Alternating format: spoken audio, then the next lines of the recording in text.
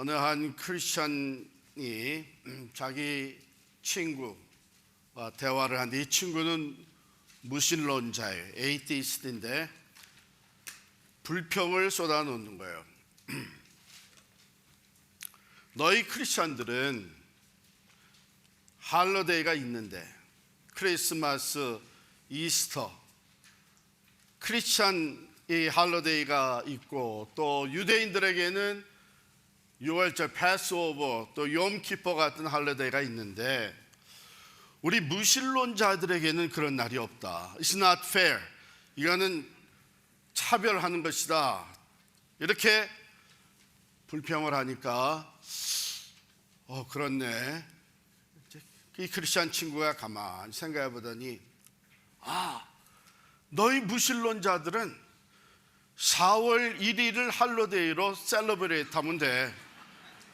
4월 1일 April Fool's Day. 그건 너무나 적절한데, 왜냐하면 하나님의 말씀에도 그렇게 돼 있거든. 어리석은 자는 그의 마음에 이르기를 하나님이 없다 하느니라. 여러분, 하나님은 살아 계십니다. 하나님께서 우리 주를 다시 살리셨고, 또한 그의 권능으로 우리를 다시 살리시리라. 하나님의 말씀입니다. 할렐루야. 다시 한번 할렐루야. 예수 부활. 할렐루야. 그렇습니다. 고난과 죽음, 무덤, 이제 모든 것이 끝이라고 생각을 하게 된 것이죠. 꿈은 산산이 부서졌고 더 이상 기대할 것이 없게 됐습니다. 예수를 따르던 사람들은 다 도망갔습니다. 두려움에 빠졌습니다. 그러나 부활의 아침이 밝아왔습니다. 오늘 부활 아침 본문의 내용은 무덤으로 시작을 해요. 무덤. 여인들이 무덤을 보려고 갔습니다. 무덤은 죽음의 장소예요. 생명이 더 이상 없을 때 그 죽은 자들이 안식하는 것이 무덤입니다. 무덤은 희망이 죽어 묻힌 곳입니다. 더 이상 내일도, 더 이상의 기회도 없습니다. 사랑하던 사람의 무덤은 마음의 고통의 장소입니다. 관계가 단절된 곳입니다. 더 이상의 느낌도, 터치도, 음성도, 사랑도 나눌 수 없이 삶과 단절된 것이 무덤입니다. 그러기에 무덤은 어둡고 차갑고 슬프고 후회와 절망, 그 단절이 있는 것이 무덤입니다. 누구도 원하지 않는 것이 무덤입니다. 그런데 부활의 이야기는 바로 그 무덤에서 시작이 됐습니다. 안식일이 다 지나고 안식 후 첫날이 되려는 새벽에 막달라 마리아와 다른 마리아가 무덤을 보려고 갔습니다. 그런데 그 예수님의 무덤은 비어 있었습니다. 그곳에서 천사의 음성이 들려옵니다. 그가 여기 계시지 않고 말씀하시던 대로 살아나셨느니라. 빈 무덤. 빈 무덤. 무덤은 무덤이인데 빈 무덤이 된 것은 무엇을 의미합니까? 무덤으로서의 의미가 이제는 사라진 것입니다. 절망이 사라지고 새로운 소망이 시작된 것입니다. 닫혔던 무덤이 열렸고 뉘었던 시체는 사라지고 빈 무덤이 되었습니다.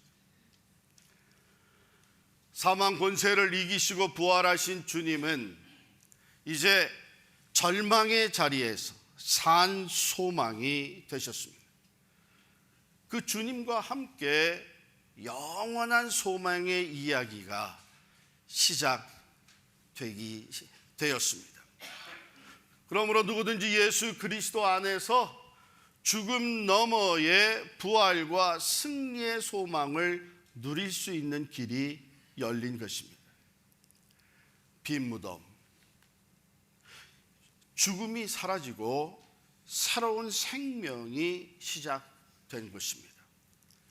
사망 권세를 이기시고 부활하신 주님과 함께 이제 새로 시작된 생명은 영원한 생명, 영생의 이야기로 시작이 되었습니다. 누구든지 십자가와 부활의 주님, 그 예수의 이름을 부르는 자는 영생을 얻게 되었습니다. 무덤은 단절입니다. 그러나 빈 무덤에서부터 새로운 관계가 시작이 되었습니다. 오늘 7절 말씀에 보면 그가 죽은 자 가운데서 살아나셨고 너희보다 먼저 갈릴리로 가시나니 거기서 너희가 배우리라 하라. 새로운 교제, 새로운 만남과 새로운 교제가 시작되었습니다. 부활하신 주님의 영이 이제는 시간과 공간을 초월해서 우리와 늘 함께 언제 어디서든지 영적 교제가 이루어질 수 있는 새로운 만남과 교제가 시작이 된 것입니다. 빈 무덤, 그것은 좌절이었습니다. 무덤은 좌절이었지만 빈 무덤은 새로운 사명이 시작된 것입니다. 십자가와 부활의 증인이 되어 살아가는 새로운 사명이 주어졌습니다. 오늘 본문 10절에 보면 이에 예수께서 이르시되 무서워하지 마라. 가서 내 형제들에게 갈릴리로 가라 하라. 거기서 나를 보리라 하시니라. 부활의 산 증인이 되어서 새로운 사명을 갖고 사는 이야기가 바로 이 빈 무덤에서부터 시작이 되었습니다. 십자가와 부활의 증인되어 살아가는 새로운 사명, 이것은 썩어질 이 세상의 것이 아니라 영원한 가치가 있는 삶의 목적이 되는 것입니다. 이것이 부활의 복음입니다.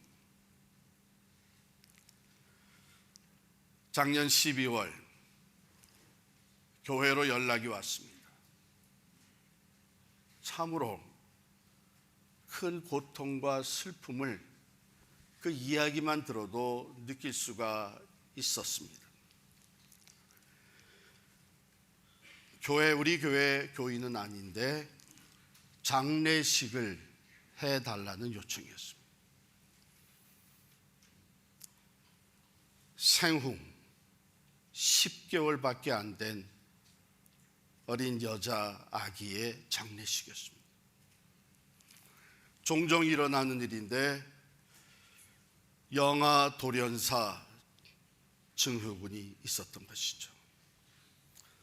영아 돌연사 증후군은 1살, 그러니까 돌 전에 건강했던 아이가 갑자기 사망하는 것을 말합니다.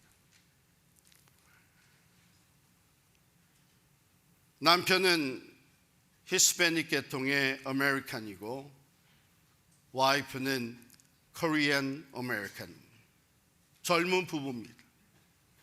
아들 둘이 위에 있고 그리고 딸을 얻어서 말할 수 없이 기뻐했는데 생후 10개월 된 작년 12월 9일에 갑자기 죽었습니다.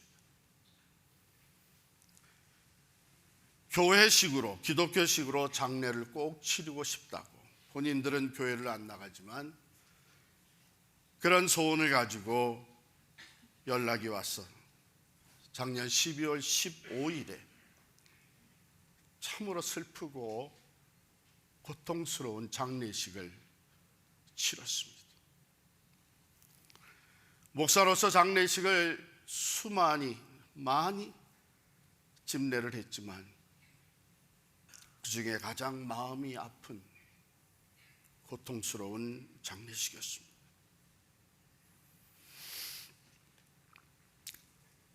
그런데 그 아이의 죽음으로 인해서 새로운 일이 시작이 되었습니다. 그 아이의 아빠 이름은 다노번인데, 다노번이 교회를 나가야 되겠다고 마음을 먹었습니다. 그리고 앞으로 우리 온 가족이 교회를 나가야 되겠다고 마음을 작정을 했습니다. 그 이유는 그 10개월밖에 살다 가지 않은 이 딸을 다시 만날 수 있는 길, 다시 만날 수 있는 길은 기독교에서 얘기하는 부활의 소망밖에 없다는 것입니다.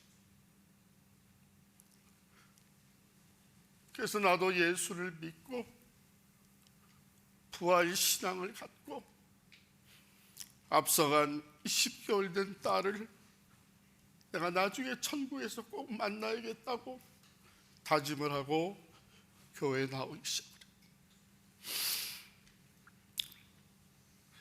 그 어린 아들 둘도 같이 따라 나오고, 너무나 힘들지만 그 와이프도 교회에 나오면서, 매주 와이프는 나오지 못하지만 함께 위로와 그리스도의 사랑을 나누며 복음을 접하게 되었고, 그 아빠 다노번이 오늘 11시 반 영어 예배에서 세례를 받게 됩니다.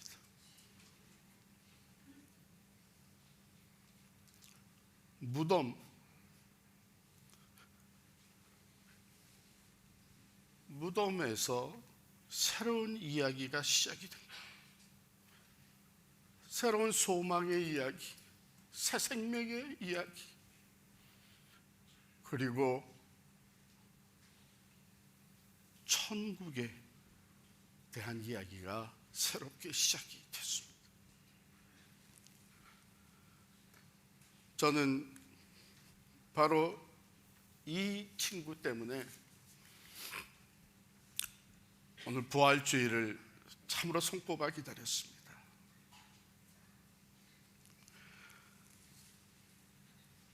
사랑하는 성도 여러분, 어쩌면 여러분 중에 살아 있으면서 언젠가 이 양춘길 목사가 죽었다는 부고를 듣게 될 사람들이 있을 것입니다. 그게 언제가 될지 모르지만 저에 대한 부고를 듣게 되면 그 부고에 있는 말 한마디도 믿지 마시기 바랍니다. 왜냐하면 저는 이 세상을 떠나게 되면 그 세상에서 그 어느 때보다도 더 생생하게 살아 있을 것이기 때문입니다. 하나님의 임재 앞에서 이제는 육신의 장막까지 다 벗어버리고 그 부활의 소망과 영광과 승리를 바라보면서 하나님 임재 앞에 그 어느 때보다도 생생하게 살아있을 것이기 때문에, 이것은 저뿐만 아니라 우리를 위해 죽으시고 다시 사신 예수 그리스도를 믿는 부활의 신앙을 가진 사람들에게는 모두에게 주어지는 약속이요 축복인 줄을 믿습니다. 사랑하는 성도 여러분, 부활의 메시지는 분명합니다.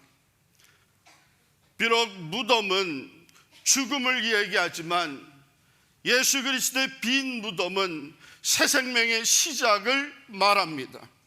비록 무덤은 모든 관계의 단절을 말하지만 예수 그리스도의 빈 무덤은 새로운 영적 관계의 시작을 말해줍니다. 비록 무덤은 좌절을 말하지만 예수 그리스도의 빈 무덤과 그의 부활은 이제 새로운 사명, 영원한 삶의 목적이 주어진 것을 이야기합니다. 이것이 부활의 복음이, 부활 신앙을 가진 사람들이 언제 어느 때든지 우리의 삶의 때로 참으로 죽을 지경에 이르는 상황에 놓일지라도 바로 그 자리에 부활하신 주님이 함께 계시면, 부활하신 주님이 여러분들의 삶의 주인이 되어 계신다면 죽음이 아니라 새 생명의 시작이 될 것이요, 단절이 아니라 새로운 영적 관계의 시작이 될 것이고, 절망이나 좌절이 아니라 새로운 사명의 시작이 될 줄을 믿습니다. 우리 주님 분명히 말씀하셨습니다. 나는 부활이요 생명이니 나를 믿는 자는 죽어도 살겠고 무릇 살아서 나를 믿는 자는 영원히 살리라. 할렐루야. 우리 주님 부활하셨습니다. 하나님이 그를 다시 살리셨습니다. 그 하나님이 우리 또한 다시 살리실 것입니다.